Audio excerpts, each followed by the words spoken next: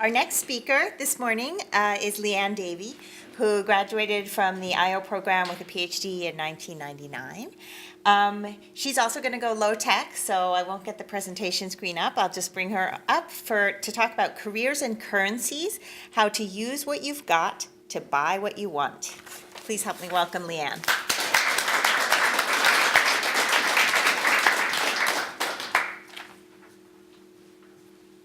I guess somebody had to go after Pat, right? It was gonna, yeah. Okay. So I'm just going to be pretty informal, and my goal is to talk for about 10 minutes with kind of one idea and then to have a conversation.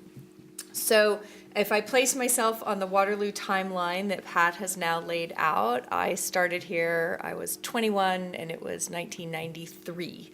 And then I left for Toronto September of 1998. So I can't believe how long I've actually been out in the consulting world. I still feel like one of the young people, but I guess to you I look very old. So I have worked for 18 years now in consulting. I was the one student in Jay's OD class who was going to go into academe. That was for sure me, and everyone else was complaining that there wasn't enough useful, applied consulting information in the program. And I was going to be an academic, and I'm the only one who's not an academic. And so my cohort, there was nobody in my cohort, just me, but Dave Zweig at U of T, Derek Chapman at Calgary, Arla was 2 years ahead of me. So if you know any of those names, Liane Son-Hing would have been after me. So that was the cohort that I was here with. So what's the one simple idea? The one simple idea is that you need to think about what you have as a currency, and you need to decide what you want to buy with that. And that's really the idea. And when people, many years of folks coming to me who are graduating, who are looking for jobs, who are doing the informational interviews, and that's the one thing I say, everything you have, the experiences you have, they create a currency for you, and you just have to decide what you want to buy with them. I faced that situation, so I was coming out with a PhD in a time when PhDs were getting minted only maybe one a year in Canada, something like that. Arla was at least 2 years before me, nobody else after me. So it was a currency to have a PhD. And I had a contract to go be a faculty member at the University of Guelph on the table, and I had an offer to work in consulting. And that was the big question. What do I want to use this currency that I have for? So I had worked, before that I would say I worked selling poinsettias in a mall at Christmas. I'd worked at a summer resort, running a kids program. That's about all the work experience I had, other than the internship from the MASC, where I had the great good fortune to build a selection system for Kelly Services as my work term. I made $13,500 for that work term in 1994. That was pretty sweet. I know. Yeah. If it makes you feel better, that's also what it cost me to buy a laptop, because that's about what my laptop cost back then. So, I had this currency built up that I knew how to do measurement. That was my one primary currency. With Ramona, I had built a measurement tool as my master's thesis. With Jay, we had built 2 selection systems. So measurement was what we had developed a measurement approach. So measurement was the one thing I could claim as a currency. And so where was this going to get me a job in consulting? In a place that did employee surveys, because that was a place that placed a premium on measurement. And the employee engagement movement was just really getting going in 1998 when I came out, and they needed people to be able to run the statistics. I knew what SPSS was. We coded it what did we code it in? SPSS-X on the mainframe. Yeah, that was fun times.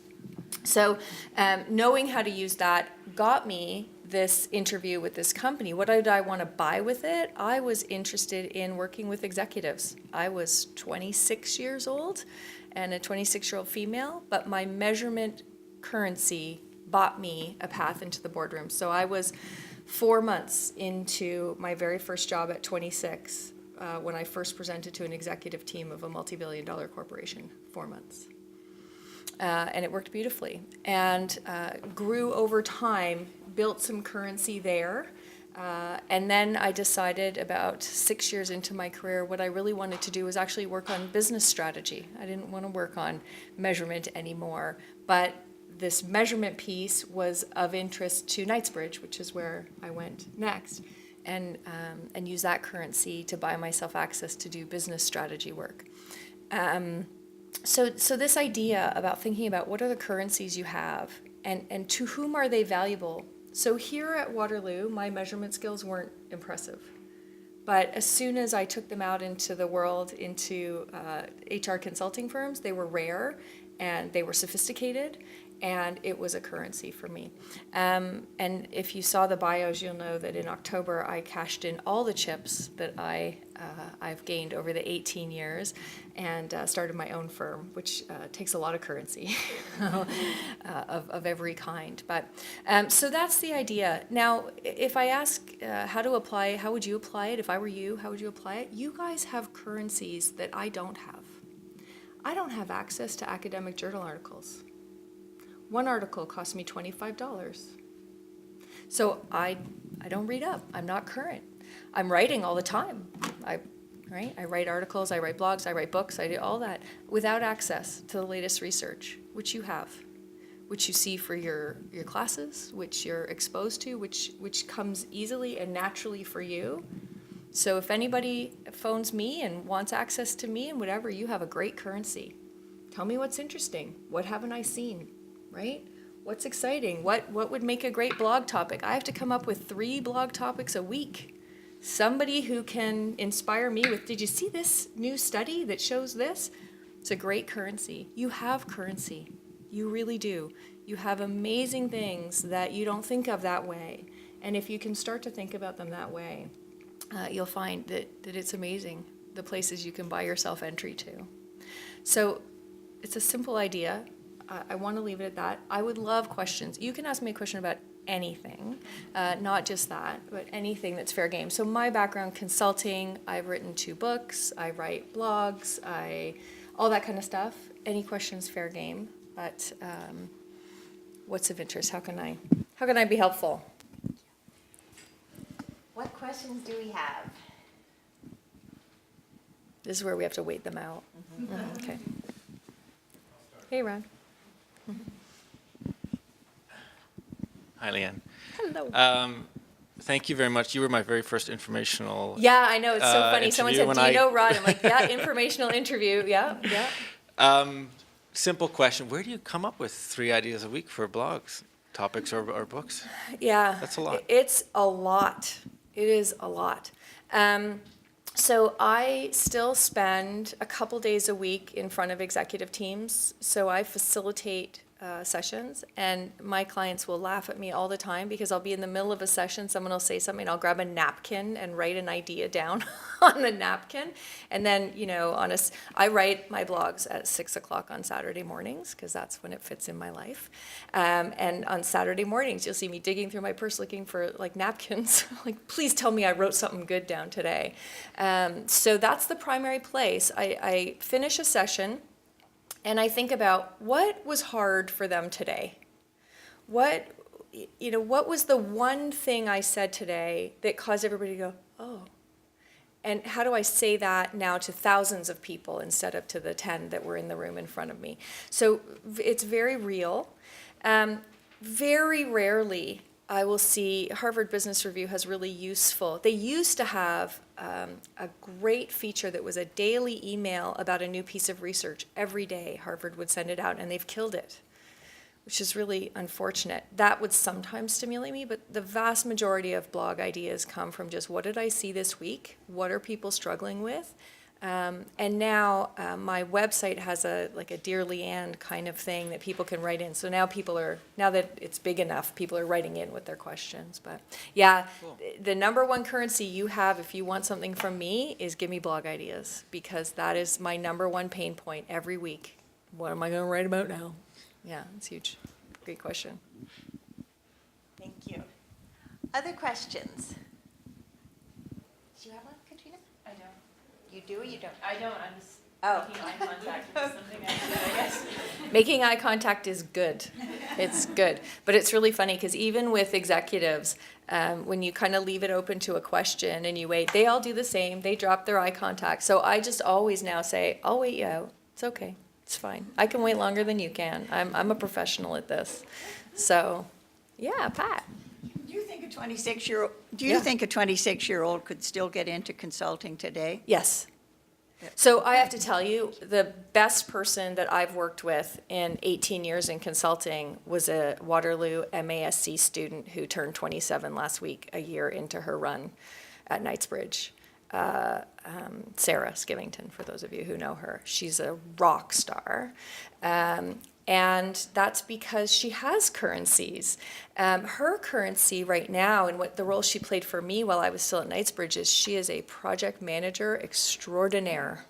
So we have a project with Rogers that is working with every direct report to the CEO and their teams in team effectiveness. So this is a very big thing with many moving parts.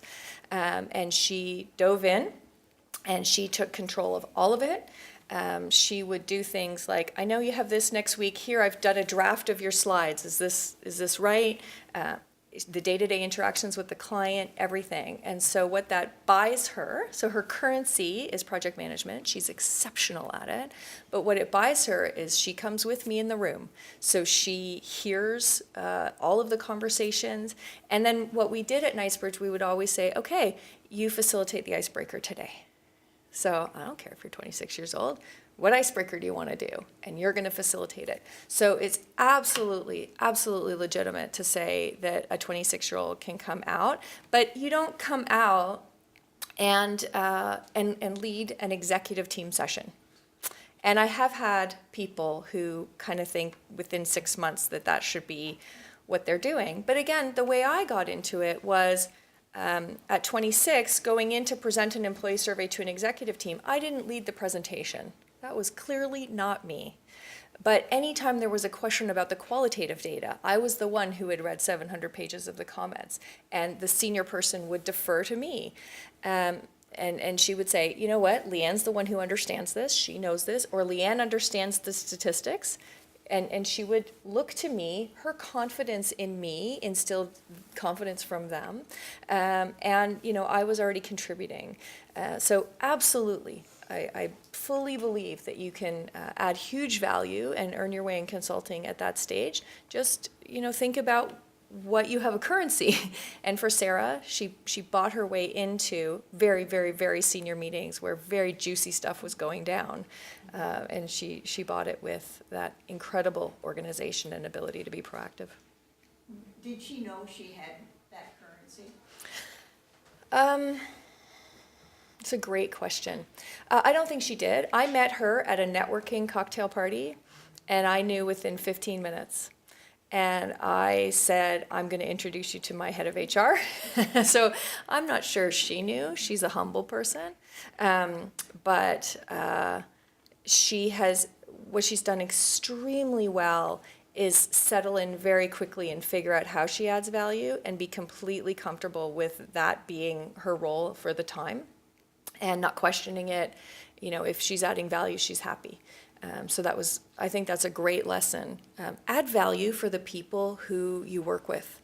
Think about what their life is like, think about what their struggles are, what are their pain points, and add value for them. You will become indispensable.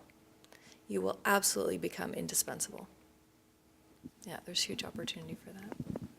Okay, I think we'll end Yeah, on that. There'll be more absolutely. time for questions.